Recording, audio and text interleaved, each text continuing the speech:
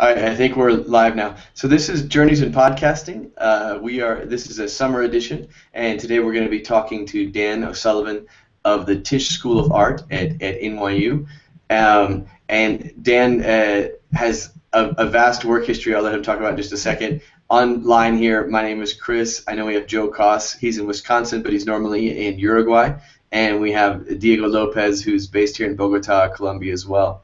So Dan, before we kind of go into questions, can you just tell us where you come from? Yeah, sure. First of all, thanks for reaching out to me. I think you guys working on hacking education is just fantastic. So I appreciate it. Yeah, so I'm here in New York City in the Tisch School of the Arts, a part of NYU. It's famous for television and film. But I'm in a program called ITP, which was started 37 years ago by a woman named Red Burns, who saw someone working with a video camera and thought, that's going to change the world. That's going to change less how and more who can tell their stories. So by the time I arrived, the computer was sort of a possibility. The internet was not quite there yet. I did a bunch of work with Apple Computer on, believe it or not, kind of virtual reality technologies back in 1991. And yeah, so I've gotten sucked back into academia here and enjoying it very much. And I think the place where we might intersect with some of the stuff that you guys talk about is education itself has become the thing that we can play with and innovate with, and it's become very sexy to the students in a way that it wasn't 20 years ago. To change the world, we can use technology and art and design and science all together in a way that's going to help the world. Great. I think that's going to align perfectly with a project we have in a couple of places. One is called Hacking Active Learning Spaces, right. How to take some of these ideas that are happening in very high-tech environments, but putting them into your physical environment. Sorry, my questions are very long, so if you need me to repeat what I'm actually asking, go ahead and do that. When I went to sketch out some questions, I had a hard time keeping myself brief. So here it goes. Creativity and innovation are the buzzwords of today. Everybody wants to be able to define them and replicate them. There's been a lot written about Pixar on this theme, especially in how they practice what the D School calls radical collaboration. But one common element they share is the art of storytelling. I'm fascinated by this idea that narratives frame and weave throughout our learning. How much does storytelling factor at the Tisch School of Art, from interdisciplinary work to course design to physical space to software programming?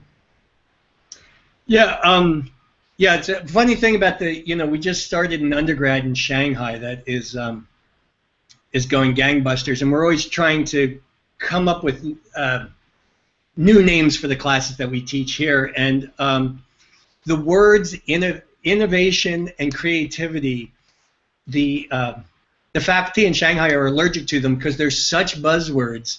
They're basically like code words for American over there, and everyone wants it, and they're so sick of them that they just can't utter them anymore over there. But the storytelling aspect is a little bit of a war here, not a war, but certainly if you talk to 90% of the faculty here in the Tisch School of the Arts, as I said, the film and television school and the drama school here are quite famous. They would say we're storytellers. But one of my departments, I'm also the dean of the emerging media group, which includes the games department. And the games department is not entirely sure that they're storytellers. And I'm not sure. I used to say we're not storytellers here in the interactive media program. And lately I've backtracked a little bit about that. We can talk about how virtual reality has kind of or virtual reality tools has changed my mind a little bit about that. It's certainly true that storytelling is the most powerful technology that we have. I mean, the things that we have to change in the world are not going to be changed through reason and argumentation. They're going to be changed through this kind of fake experience that narrative can hypnotize a person into having. But and back to some of the topics that we're talking about, space. I think we might create spaces more than stories. So there's another department here in Tisch called the Design for Television and Stage, and they might have the most in common with us in that they create sets. And every night, pretty much the same story goes through that, but it's a little different every night. And architects are, in a way, storytellers in that they build a space in which many stories, not infinite stories, because depending on the constraints that you put into the architecture, not everything can happen in that space. Not every story can happen in that space. But you're not creating a story. You're creating an environment in which stories can happen. And so, although I do think stories are the things that change people's hearts and minds, I think who's telling those stories is different. So in the interactive realm, you're giving it over. You're not telling a story. You're giving a space where the user can tell their own story. I think the interesting thing about this idea of storytelling being able to change the hearts and minds, maybe more so than reason, is we can see this both in the positive and the negative, right? Donald Trump is a great storyteller, and the Brexit campaign, the Leave campaign, seemed to be a great story to tell, but yet they're not rooted in factual or reasonable arguments. They're actually using this new world that we create of this reality TV world. Most would say, I would hope, for not the positive. How do you respond to maybe something like that type of critique? It's it's very scary because this idea that story is the way in to a person's unconscious, into their hearts and minds, is not lost on, it's not like people haven't discovered this, and the science of it is increasingly available, and to the degree that kind of a marketing team can come up with the right set of words to reach people regardless of the facts is very scary. So another solution, rather than going towards story, is it's not like people are unmoved by reason, and certainly in science, peer-reviewed journals kind of work over time, very slowly and very isolated. But another strategy might be to, I don't think it'll actually be successful anytime soon, but get people, believe in reason and believe that ordinary people can be moved by reason and expect that. To be honest, my money is on, countering narratives that you don't like with equally attractive narratives. And it's not just Donald Trump. ISIS makes beautiful videos now. So, the thing that, moved the woman who made this program, Red Burns, was videotape. And, the thing that ISIS is, I don't know if you've seen some of their videos, but they're beautifully produced, and they're really, they're moving. And so the democratization of storytelling is not necessarily, it is going to change who can tell their stories, and overall, deep in my heart, I believe that being more democratic is better, but in the short term, it's also going to mean that some people that you don't like are going to be telling their stories pretty well. I'm going to jump in with another one. I want to change tact a little bit. I've been watching documentaries on the Bauhaus and I've been inspired how about their interdisciplinary approach, how painting inspired their craft work and their architecture, how theater provided anchor metaphorical thinking between multiple symbolic forms, and how they tried to blur the different disciplines into one approach. Learning environments like the Tisch School of Art or the MIT Media Lab or the Stanford D School, and I'm sure there's something in Chicago I'm missing here, are they realizing the trajectory in learning is a design that goes back to the Bauhaus or maybe the Renaissance workshops or maybe to the ancient Greeks? Is this in the design there at the Tisch School as well? Yeah, I think it goes back forever that new ideas come from, two different disciplines being near each other and kind of bridging them. And it's not easy. It's painful. Being around people who are different than you is not a natural thing. Diversity is divisive also. And also it's very easy for hybrid places to be taken less seriously by the two, say you're bridging these two places I was talking about. Each of them, you're not going to be as deep as each of them. You're not going deeper into those areas. Instead, you're trying to connect them. And so in some ways, another thing you find is that you're disrespected by the more traditional disciplines that you're bridging. So there's a lot of difficulty in doing that, but the rewards are that's where progress happens, is not just drilling down into the same place, but drilling down into a place in between places. And so it's definitely, in my opinion, a thing to be cultivated.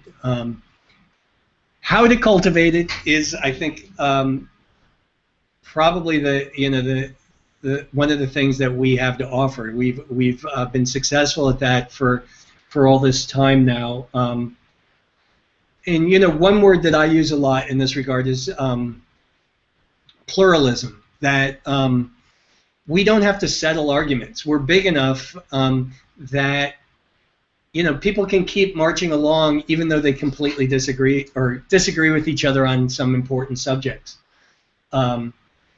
And that to me is really a key value in an organization, that the organization doesn't have to have one face. And part of that is scale. As a graduate program, we're quite large. We have 220 students, and so we're big enough that many different things can, we don't have to settle arguments. As I said, we can just keep going with things unsettled, and that helps. We don't waste our energy fighting to the finish.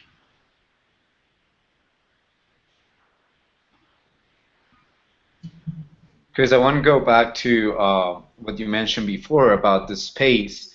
What we noticed by watching your 3D video of the place there in New York that you guys, it's awesome. One, I think it totally looks like a maker heaven in there, plus all the other things going on at the same time.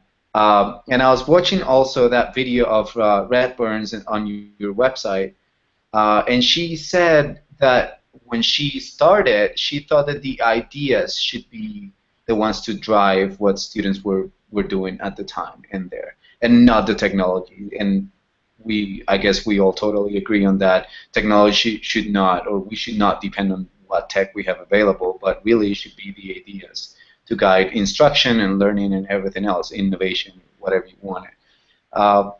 And I saw that there's these huge spaces where students are interacting all the time. Like you said, they might not be in the same, path of study or whatever you call it, but they are kind of forced to interact with each other. And this is where I think some of the greatest ideas are born. Can you tell us a little bit more of what the students' interaction looks like in that area? Have you noticed anything specific? Is there any purposeful design kind of thing to make or guide the students' interaction in those areas? Yeah, so our space is pretty open. That's the balance you want to hit. Is there is great benefit to openness, and that is, as I was saying before, new ideas come from two ideas coming next to each other and jumping. So you need the ideas to come adjacent to each other and for the ideas to be visible.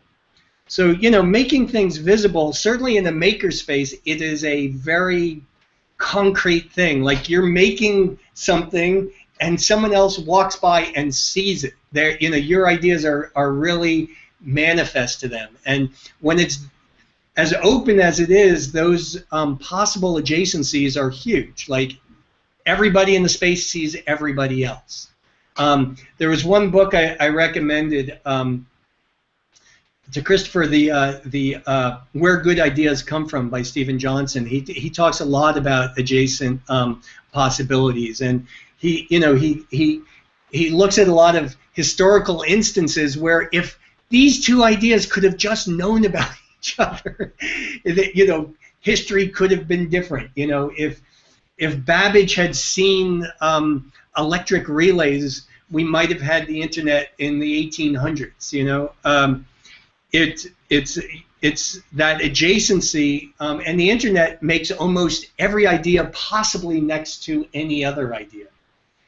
But in human space, that openness that we have here makes every student see almost every other student work. And the other thing you'll see in our space is it's pretty dense. We call it dense. Other people might call it crowded. Other people might call it unsafe. But people are really on top of each other, and that makes for that people to be inflicted with each other's ideas. The other thing is people they don't get that space regularly. Some people who are working on very installation-based work can apply for what we call staging space, where for 3 weeks they get to keep that table and not have to clean it up at night. But most of the space, you come in the next day and you put your laptop down next to a dancer, and then the next day it's next to an architect, and the next day it's next to a lawyer or a doctor or something. And so there's not just that there's a bunch of people, but it's like a different partner every day that you're sitting next to. That's all good. The reason that is not, there's some walls, and we knocked down a lot of walls. There's hardly any walls left. Against that is the need to be able to think. And so. By and large, I tell my students, if you need a place to really have quiet concentration, go home, or come in at 9 in the morning, or go to the library.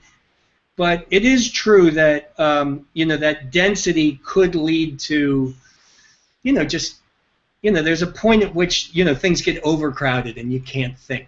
So balancing those two things is what is really drives the architecture of this place. I could jump in. Do you guys consciously try to have within the openness spaces that also allow for that, for lack of better terms, introvert space, or for quiet, independent space, or is the openness a conscious decision to not allow really that to exist at all? I'd like, we're here in Manhattan, and so space is at a premium. So if I had all the space, and this discussion is very, I'm glad that you guys called me, because we have the opportunity to have more space out in Brooklyn, and I'm in meetings about that now. And part of me feels like if I could have all the space in the world, I'd like to have both. I'd like to have spaces where they can really quietly concentrate. Right now, I say I can't afford that. Like, if I can only have one or the other, I'd like to have the open space, because as I say, you can go home if you really need to concentrate. Or you can concentrate here, but if you just need to be completely undistracted. We do have quiet zones. and they're, it's debatable whether they're successful. But the most controversial part of our space is the foosball table, which makes this unbelievably loud sound when when the ball hits the back of the goal, and it really unnerves a lot of people. And so now we mostly have less noisy area. We used to have a place called the quiet area, and now it's mostly the less noisy area. We just moved the foosball table far away from that. But yeah, I feel like we just can't afford to have the quiet space. But even if we could afford it, part of me feels like, this thing that is forced upon us because we're in a tight quarters here turned out to be a pretty good thing. And if this program was in Kansas and I had all the space in the world, I wonder if students would come anymore. Like, all the students come here and they hang out all day long. It makes me feel like it's crowded because it's crowded. Like if they had a studio to themselves that was dedicated to them day in, day out, where they could be by themselves, if it would be as attractive a space.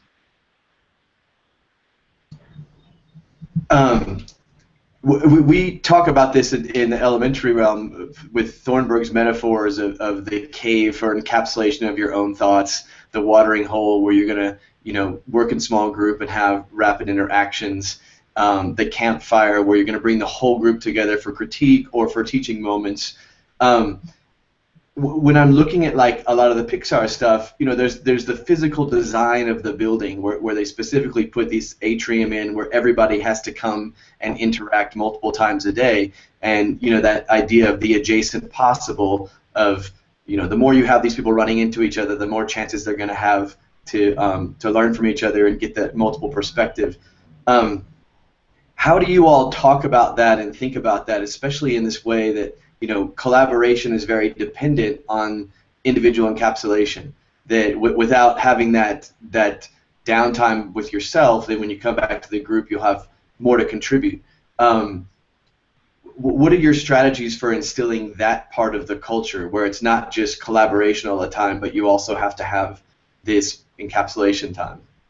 I think in some ways we're lucky that we're in New York, where you become disciplined to have your encapsulation time, while being surrounded by 100 people. Like, you might have it in the subway. You put up this kind of mental wall for yourself, where you can be alone with your thoughts, surrounded by 1 million people. And the other answer is go home or go to the library.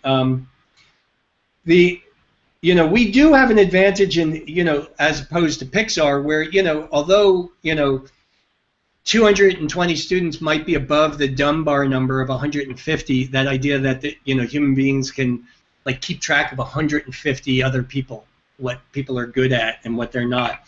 It's still small enough that we don't need the watering hole. Like, the whole place is kind of the watering hole.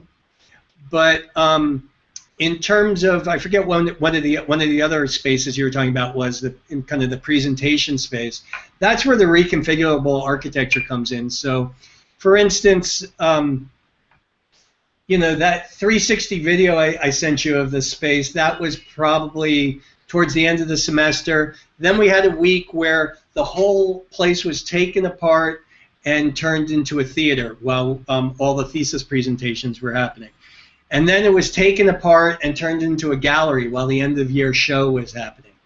And then it was taken apart and put together for a party space for the graduation. So reconfiguring the space is something that we highly value. Not only just it allows us to reuse the same space and just to be more economical as we have to be in this crowded city, but also for the ownership and the ingenuity that the possibilities that it puts in front of students. As they put the space back, they tear down the space to turn it into a gallery space for 2 days, and thousands of people walk through. And then that night, in 2 hours, they take it and they reset it into this vanilla, place that will then be turned into a shanty town. What you saw in the 360 video probably looks like a favela, you know, as you're walking through. And so it metamorphizes it, but in that process, the students feel like they know and own every square inch of the space. And, you know, one thing I'm worried about in this move to Brooklyn, we're kind of being offered this beautiful new building, and the newness is something that worries me. Like, this place is it's a little ghetto-like in that people would feel comfortable drilling a drywall screw into the floor or into the wall. And, you know, in the shiny building with a lot of glass and everything, they're not going to do that. And they're not going to feel ownership of the space. There's certain things I can do to imbue that ownership, like, I don't know, lockers and, you know, different things like that. But, you know, for them to really be involved in reusing the space, being deputized as architects in the space is something that has really served us in terms of projects coming out of this space. In your chapter in the MakeSpace book, the Reprogrammable Architecture, you trace the crossing between symbolic forms from, I think is like multimedia, transmedia storytelling from the ITP, to the birth of the MIT Media Lab and the architecture department, to the collaborative dispersed knowledge culture of software design. I keep going back to a conversation we had with an educator named Paul O, who talked about his 4-year-old daughter who doesn't seem to care about what symbolic form she's using. She just knows that she needs to communicate. How have you witnessed this transference from one symbolic world to another? I know that in the adjacent possible, one of the things they talk about is like, we are this collection of concepts, you know, kind of like the Toyota parts that made the incubator in Africa, that at any given moment we're basically a collection of a lot of different ideas, and those ideas could come from many different places. What has been your experience in moving back and forth between these forms? Well, one thing is that, yeah, you know, in that progression that I think I was talking about in that book about, you know, like the critique culture of ITP, people coming here from architecture school or coming here from architecture school or art school, the critique seems kind of like a little subdued. And part of that is we're just in the software culture where just try it and see what happens. You know, it's just software. You know, no one's going to die because you didn't make that doorway right or something like that. And but just recently, you know, and back to your point of young people, you know, the undergrads coming into this program have never known the world without the World Wide Web. It's not technology to them. It's just the medium they use to communicate. You know, it's just ordinary stuff. And when something becomes that ordinary, it becomes critical. It becomes like the air and the water. And so, you know, I'm rethinking. I went to an event called the Personal Democracy Forum 2 weeks ago, where the tone really changed from, oh, just put a bunch of, you know, the software motto of like, publish early, you know, put it out there early and often, just put it out there and see what happens, to, hey, we got to be more careful. We're grown up. This is mature. This is, people are depending on this media, and we have to test stuff before we put it out. We have to audit stuff to see if it's actually working like we think it's working. This is no longer like, this is the architecture. You know, it's not going to collapse on someone's head, but the thing you were talking about, you know, demagogues are going to come along and use it, and, you know, it might be worse than the doorway falling on your head. It's like the whole country is going to implode. So these things that I was referring to as lightweight, and we don't have to be as rigorous in our critique ahead of time, may not be true. Software might have entered into this realm where it's you know, it's like the air and the water. It's you know, because the stories we tell are going to have are the culture, and they're increasingly, I might say almost entirely for young people, conveyed via software. So I might rethink what I forget exactly what I said in that book, but I might, get a little bit more conservative towards, hey, it's not the Wild West. Maybe we have to be a little bit more responsible in our development.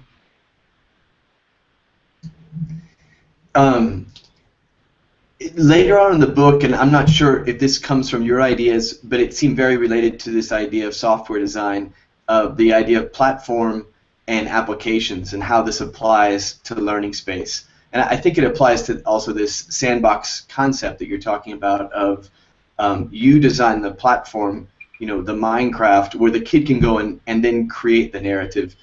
In integrating technology in elementary school, our perspective has been, we immediately picked up on, is the need for creativity applications, a low threshold entry, a wide berth of how they're applied, and a limitless depth of how they can access critical thinking.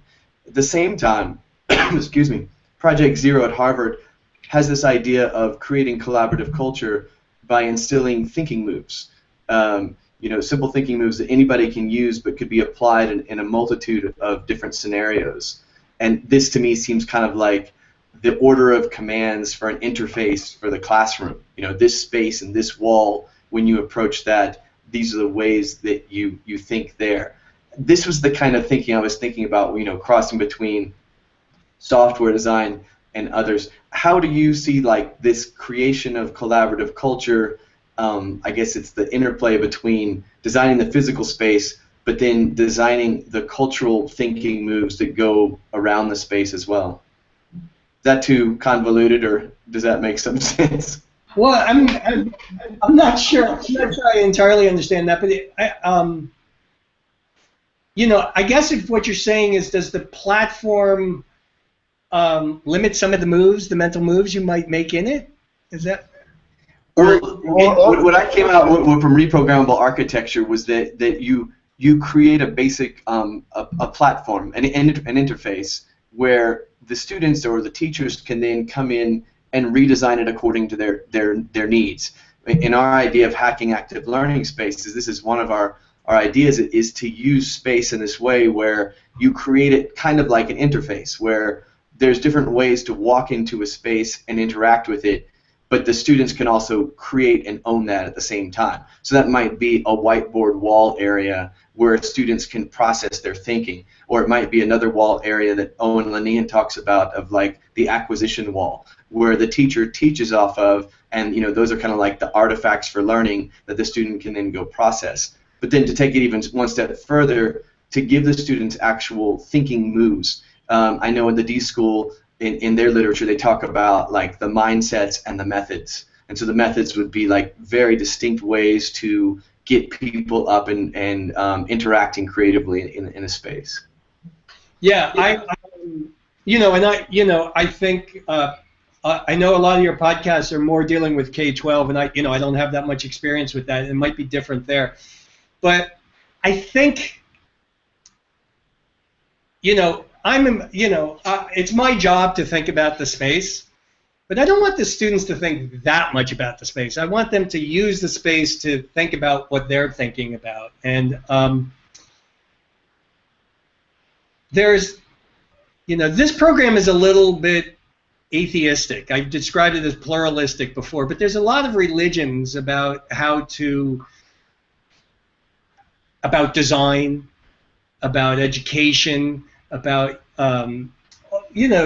all sorts of methodologies for the right way to do things. And we're a little bit I shouldn't say atheistic. We're a little agnostic about all of them, and we support and one example might be design thinking. One example, I'm trying to think of what you were just talking about, but the methodology of, I'd like to keep that as much out of, I wouldn't want to subscribe to any of those. So I'd want to keep it as open as possible and not suggest mental moves that have the architecture in any way buy into one of those. one of those beliefs, methodologies of education or of design. And so I would just, have it be as open as possible, as many whiteboards as you can get, as few walls as you can get, as many wheels on the bottom of anything as you can get, as much Wi-Fi everywhere as you can get,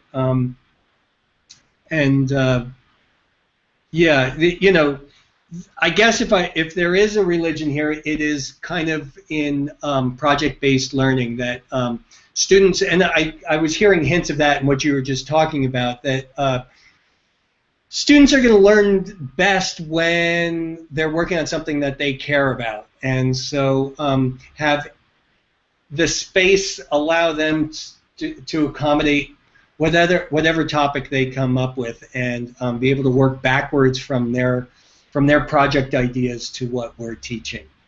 So any kind of molding around some kind of belief system about methodologies of design or education, I feel like might get in the way. I definitely hear you on that. Like when I originally saw these thinking moves from Harvard, it was really scary to think that we would be, giving kids like specific ways to think. I mean, I think the design of those is one. Kids are very divergent in their thinking, and so to create this kind of culture of collaboration in the room, just so we have a common vocabulary, a way of talking about things, to get people kind of focused on one thing. But at the same time, in education, it can get very scary about the prescribed way of talking about something, the prescribed way of thinking about something. A reading program comes in, and this is the way that we teach reading, and this is the way, as opposed to leaving it very much into the interpretation of the teachers and the students themselves.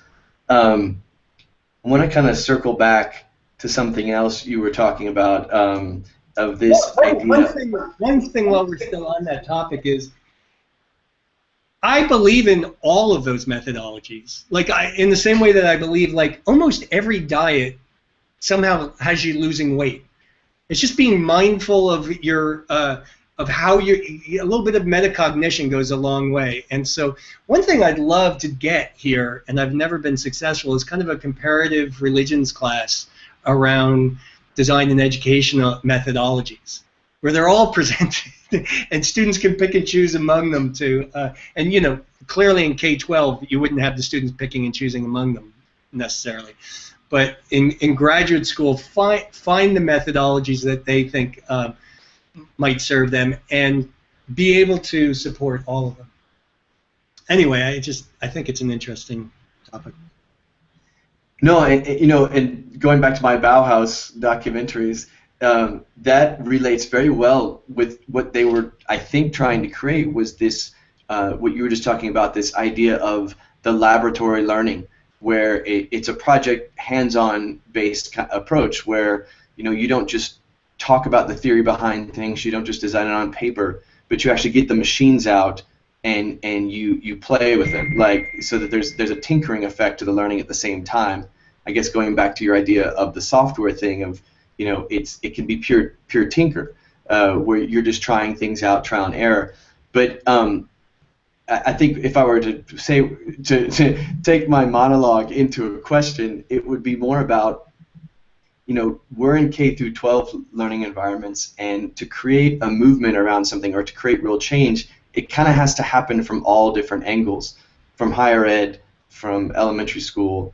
And we seem to be in this moment right now where maker culture is definitely on the rise and has been for a good 10 years. That, this idea of kids making things as they're reading about things and crossing back and forth between these spaces. Do you see kids coming into university with more of this maker mentality, with more of this, I want to create my own narrative, I don't want to be a passive recipient of someone else's narrative? How do you see this as kind of like, from a global perspective? Are we in sort of a maker movement now, or is this just going to be another kind of like drop in the bucket for education? I don't know. I think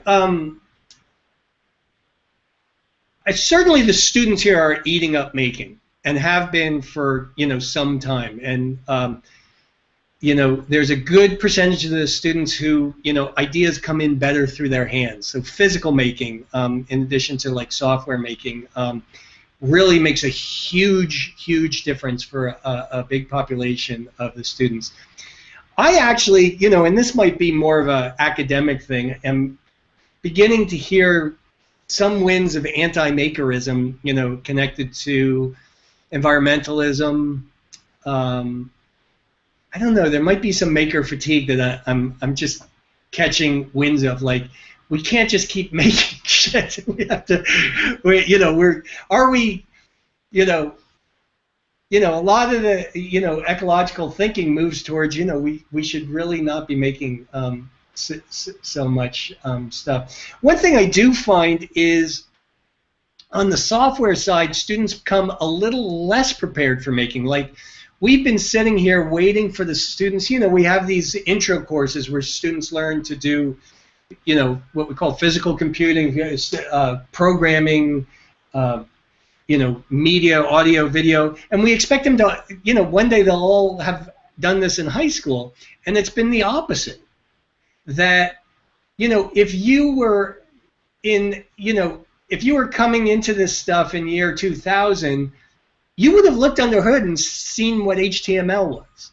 In the same way that, when the radio came out, you might have made a crystal set to figure out how radios work. But once there was a transistor radio that cost $6, there was just no point in understanding opening it up and understanding the parts of it. And similarly with Facebook and, basically the people don't have to make web pages anymore. They kind of use web pages. And so in a weird way, students are showing up with less understanding of how what they use is made. And that defied our expectations. We were ready to, change our introductory classes to be, okay, you already know how to do all that stuff. And the opposite has happened. Fewer and fewer people know how to do kind of how the basic stuff works in order to make it. So, but in general, yeah, I can't say enough about how great making is for understanding among a lot of our students. Not every student works that way. A lot of students are, much more comfortable being much more abstract from the beginning. But the making has definitely transformed this place. Maybe that has to do with the whole mindset that you guys are trying to like convey to your students, and by taking or giving them the chance to take down the plays and reaccommodate the plays to whatever their needs are. This is something I think I saw too in Red Burns' video, when she said, look, she was so happy, and one of the perks of these plays was you give the students the opportunity and every flexibility or freedom, if you want, to reuse the space and use the space however they want, according to what they need for a specific project or stuff. I think sometimes, should we do the same thing in elementary school? Should we just let kids just do whatever they want with the space according to what they need? This semester we were playing around with Minecraft, and we literally let the kids take down their classrooms and rebuild them from the ground up on Minecraft. So they would go on Minecraft, but before that they had to go and do whole analysis on how does the space that we have right now shape what we do and what we think, which is kind of what we were going back to. Like, does the space really shape what you do and the collaboration and how collaboration works, or does the thinking shape the space? So what would you say are like for example, I was really curious. I don't know if Chris or Joe, did you see those talks about the thesis week? There's this like 3 or 4 videos where what they did was they took. Oh, you know what? I'm just gonna let Dan explain what they did with those. Oh, awesome! They're awesome. Which ones? I'm not sure what you mean. From the thesis week videos from this year. The ones that condense the thesis? Yeah, correct.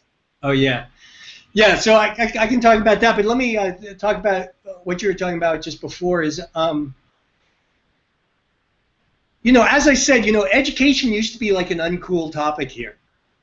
And, you know, we used to think it was important, but, you know, 20 years ago to get someone to think about education wasn't, I don't know why it was uncool. I guess because .com was happening and all this stuff was happening. But what's happened recently is students smell disruption and they see opportunity. And they see education as the most beautiful place to practice this.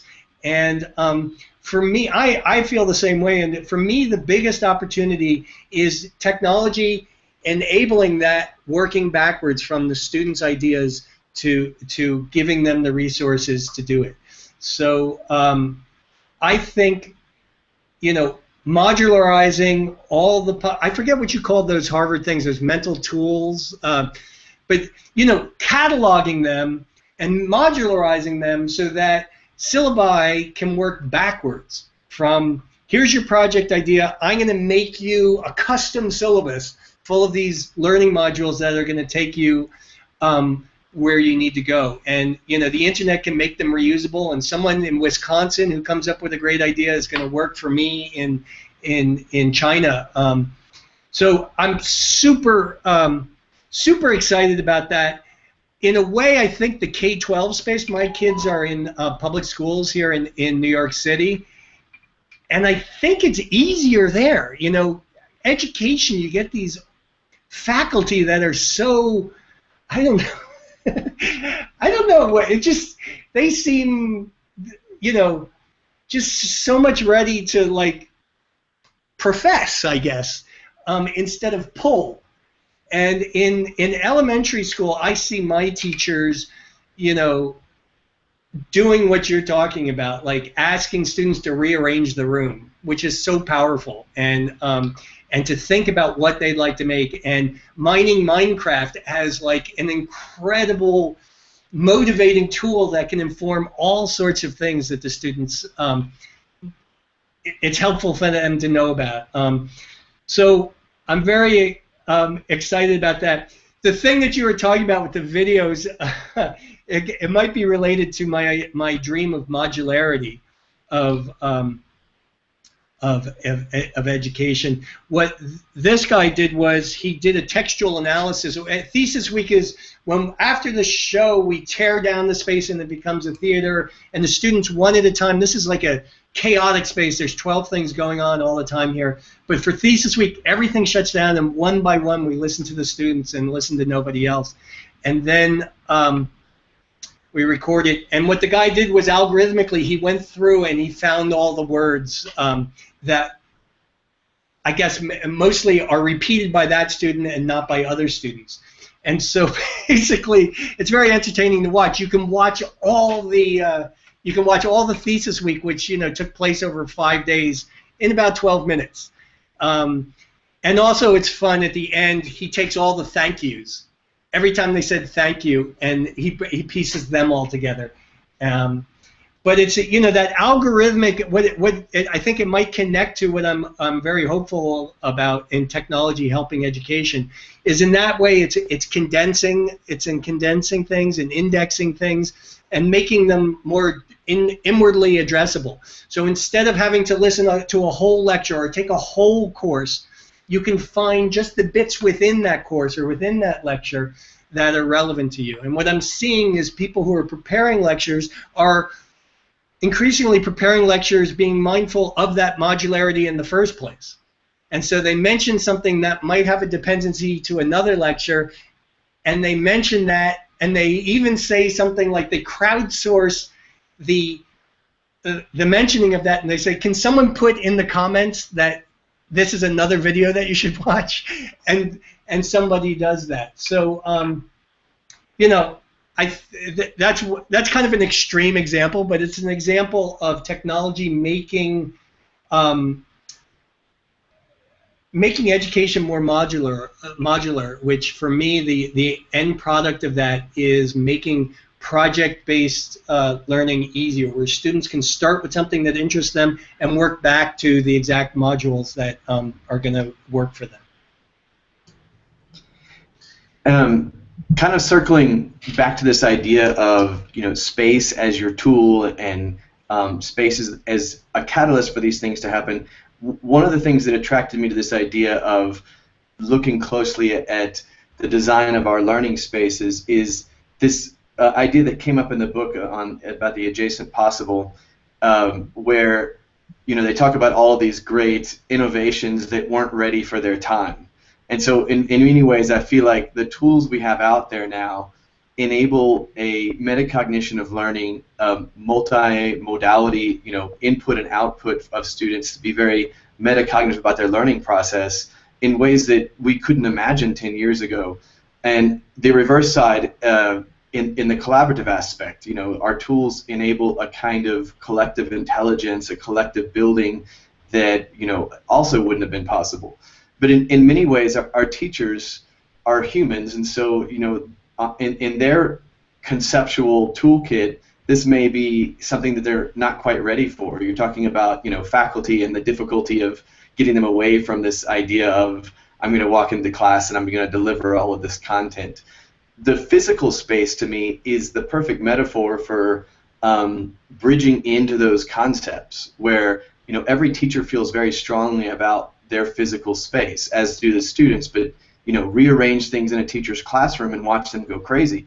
But this to me provides this kind of metaphorical tool for, okay, if we have this collaborative wall space, now let's talk about how that can go beyond into our digital spaces, and that will make a lot more sense, or at least that's my idea. I mean, we've just begun trying out some of these things. How do you see that aspect? You're talking about building this modularity to learning, which is kind of like the flipped classroom model, where you can piece together the parts of the lecture or the parts of your learning that you're trying to get at. How do you see this interplay between your physical design and the digital spaces you're also trying to get faculty or students to use? Yeah, the flipped classroom is an example of that. At least the artifacts that are produced in the flipping, the process of flipping, are these kind of modular things that could be reused in this kind of project-based learning.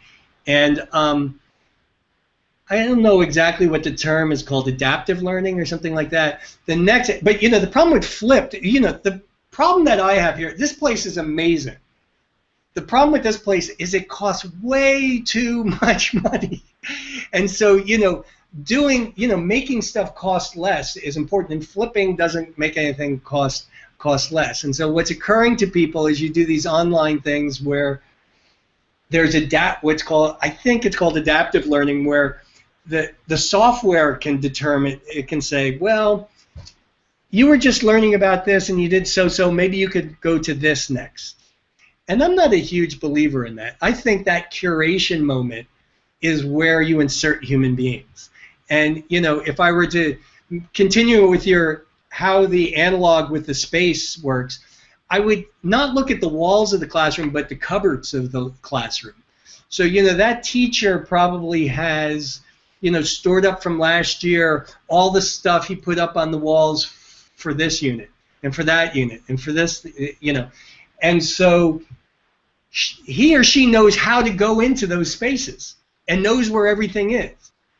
And that's that curation moment, that moment of say, oh, maybe you should look for that, and digging into that cabinet. So I would look more to the cabinets for the analogy than the walls for the digital space. And I would reserve, I'm not that big a believer in the kind of artificial intelligence being able to suggest to students which of those modules they might visit now. I think that's the really great place for human beings to insert themselves in putting together those custom curricula for the students. We had an earlier podcast with Stephen Downs, who talked about this idea of this adaptive learning, which would be the personalized learning, and then what he called personal learning. Whereas we don't want personalized learning. We don't want computers going and making these decisions, but we actually want that to be a human factor. So I think that's very aligned with what you're saying. we use something called understanding by design, coming from Grant Wiggins' school of thought, and in that the teacher has to choose the content so carefully that the content itself is the catalyst for the student's thinking. That if the teacher doesn't know the content that well, then they're really missing this kind of like where they're trying to lead the students to. So I believe this is part of what you're talking about, is we can't remove the human factor from the content being the catalyst between teacher and student. I mean, teachers, we have more access to content than we've ever had before, but personally I don't believe that's ever going to take this teacher out of the loop.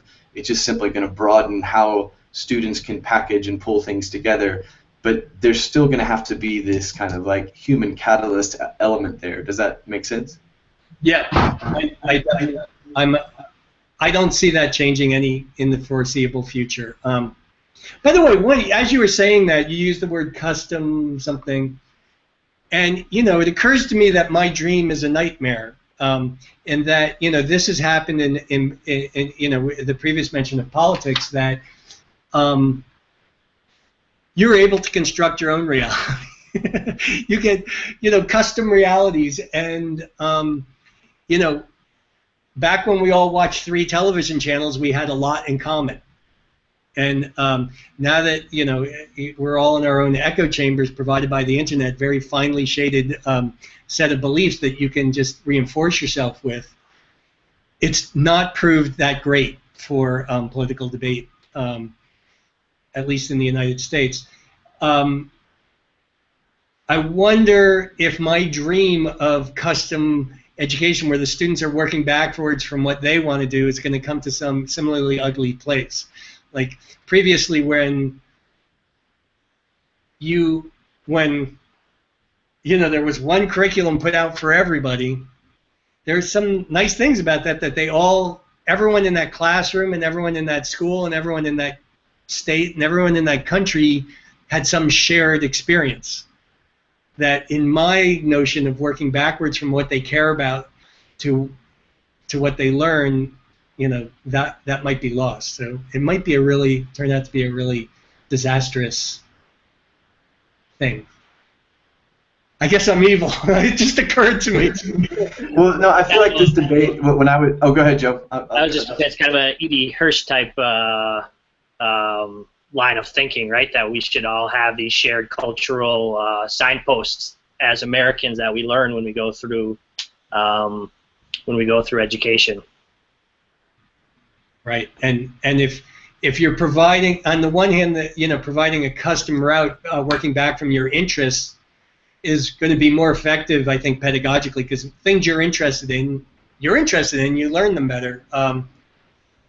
But it could isolate you from crossing over with other people. From where I am, I think this is a great tension right now in education. Is this focus more on this this empowering the learner, through PBL or through design thinking, through trusting the learner to create their own knowledge artifacts, versus this more traditionalist, E.D. Hirschian kind of route through education, where the deciders of the curriculums are the ones who know best for what education is and what students will need to succeed. I feel that tension a lot in a lot of the schools I'm in. I'm more towards the empowerment side, but I think you're right to feel a little bit of a cringe maybe at what that possible future might look like, where we all are just so diversified in our learning that we're maybe possibly not sharing a lot, and maybe that's a globalization dream, but it also kind of seems like it effaces some of these things that make us uniquely us, as maybe Americans versus Uruguayans, where I am. I think that would be a really interesting tension to continue to explore. Right, and I think it's not as if you're not going to share something with actually more people. So suppose your project was to create a robotic arm that does your gardening for you or something like that, and you're going to study this module about servo motors or something like that. There's going to be a guy in Uruguay, there's going to be a lady in in China, suddenly you're going to have this amazing community of people who looked at that same module. So you're going to, in some ways, have more in common. You're going to have something in common with more people than you used to, instead of just the 30 kids in your class.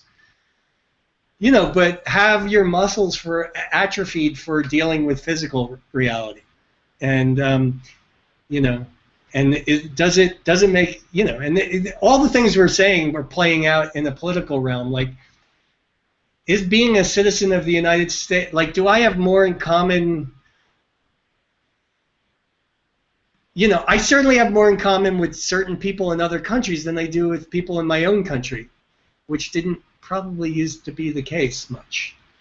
So is nationality a proper size grouping?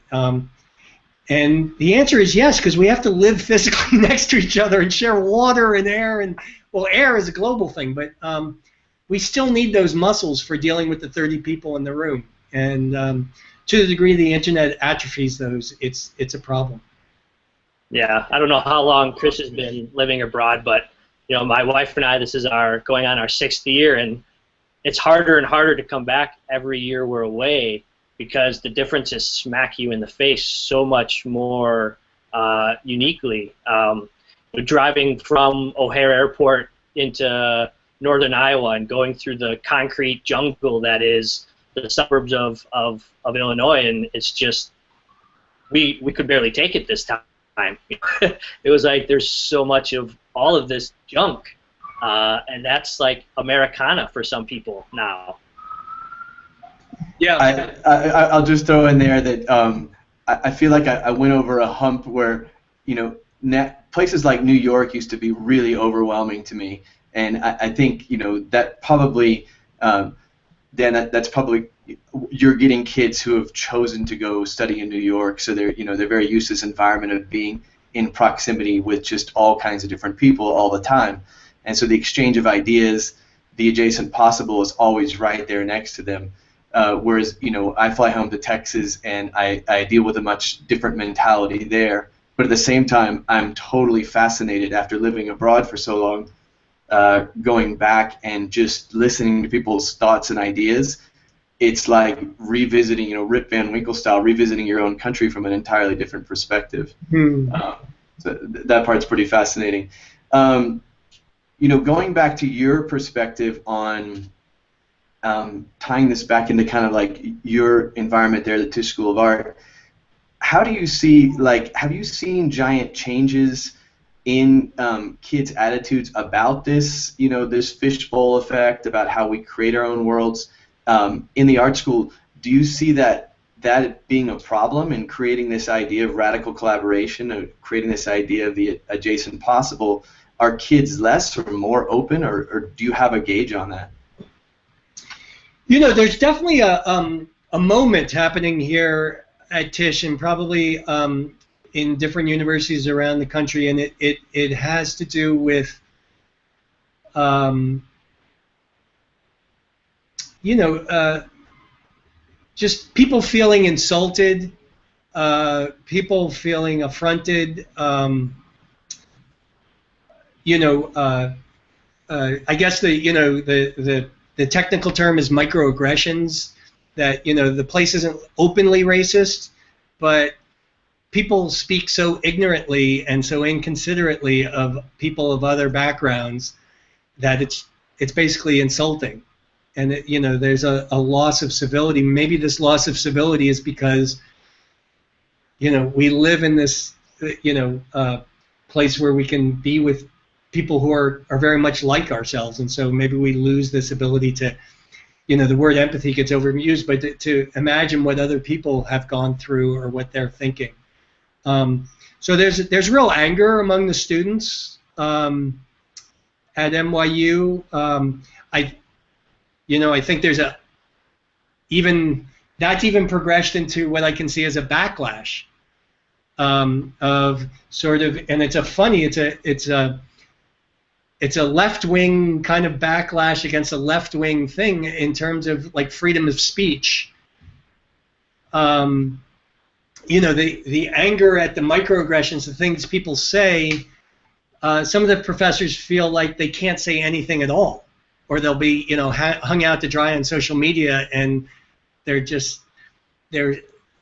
screwed. And that the students, there was an article in the Atlantic about the coddling of the American mind, you might have seen, where, you know, there's an idea that students should be warned, trigger warnings about, you know, subject matter in class. And the opposite point of view is that education should not be safe. It should be about challenging your ideas, and it should be, you know, provoking. And so that's the battleground I see, and it's pretty intense. I mean, there's it's not quiet, and it's right on the surface. This is a different angle. I just finished reading Boal's Theater of the Oppressed, and looking at theater as, you know, the ultimate play space for politics. Does that come into play at your school? That is improv theater used as a way of, you know, I know Bauhaus used theater as a way of kind of coalescing all of their ideas into one platform or one space. Do you see that as a potential for getting kids to, you know, problem identify, problem solve, explore in a safe kind of play space a lot of these really difficult issues that keep everyone hyper sensitive to these microaggressions you're talking about? Yeah, I not only think that's a way, I think it's the only way. So I think, you know, what we talked about earlier about how effective is reason, you know, and how effective is, like, reading the New York Times for changing your mind. And the answer is not at all, in my opinion. The way that people change their mind is through, you know, art and story and things that come, or experience, things that come into the, you know, I think when you watch a drama, your monkey and lizard brain just treat it as if it was real. And so that's the way to reach people. So against that is the strong illusion to the contrary. There's a great book about this called The Righteous Mind. It's it's not that big a surprise that, you know, drama and film and kind of this fake reality move people.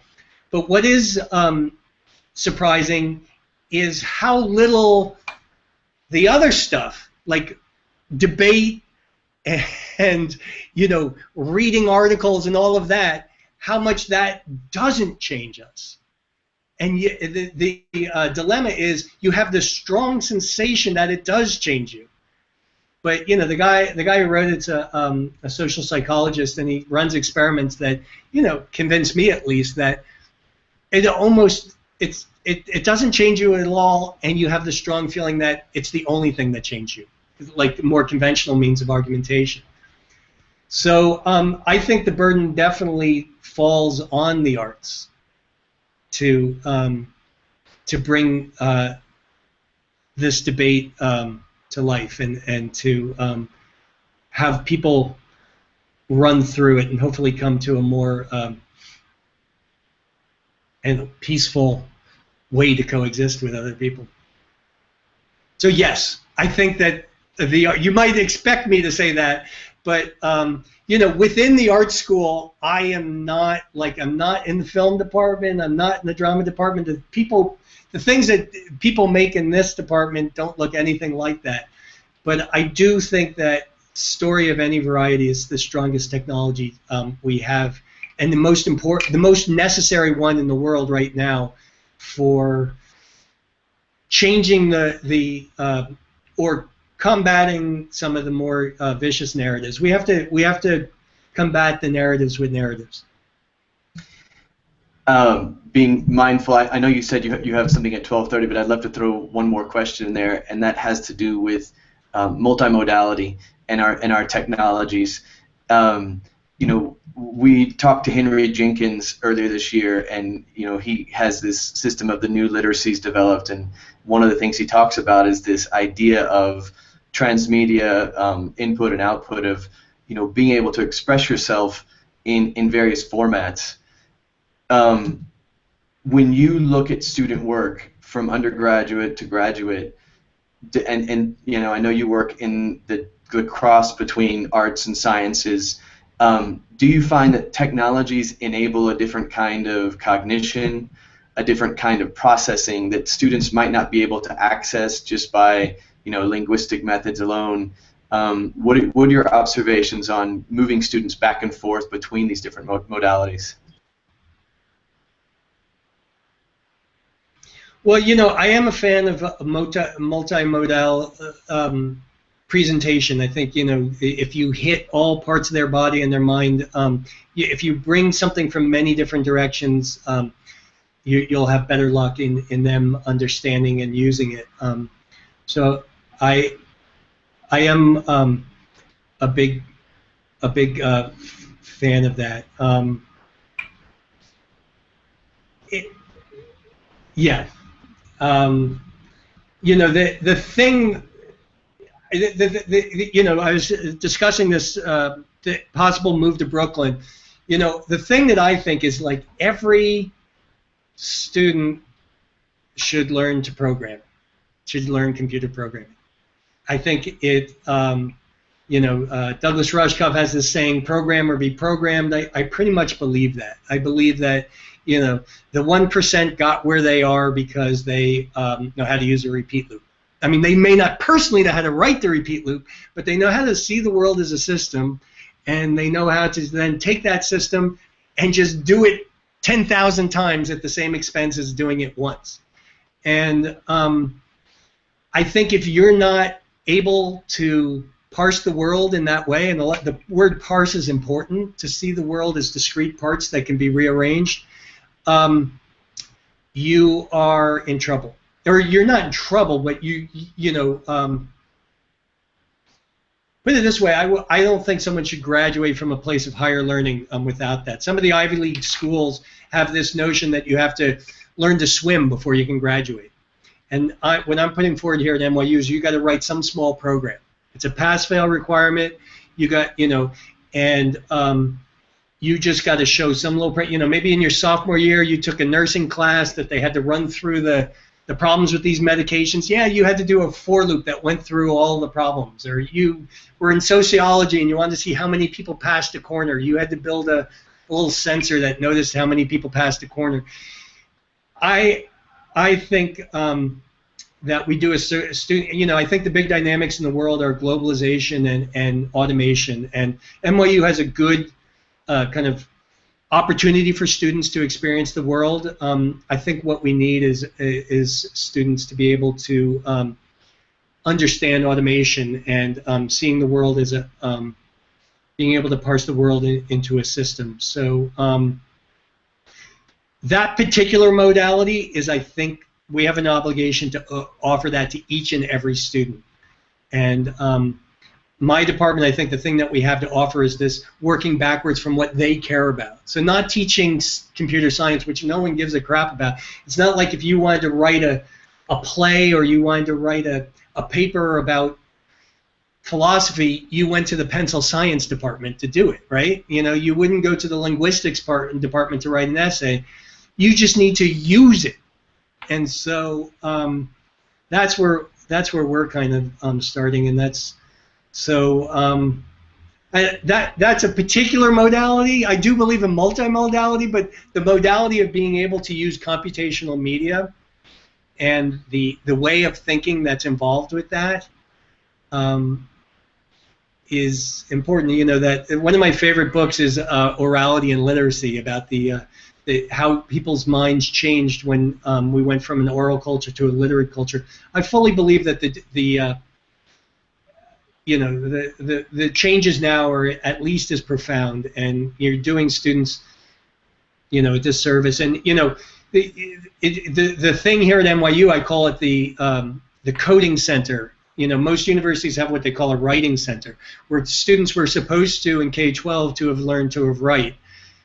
But here's a little help just in case you're a little rough around the edges. And coding would be that. So I'm going to look to K-12 to be doing this. You know, I consider it not digital literacy, but digital penmanship.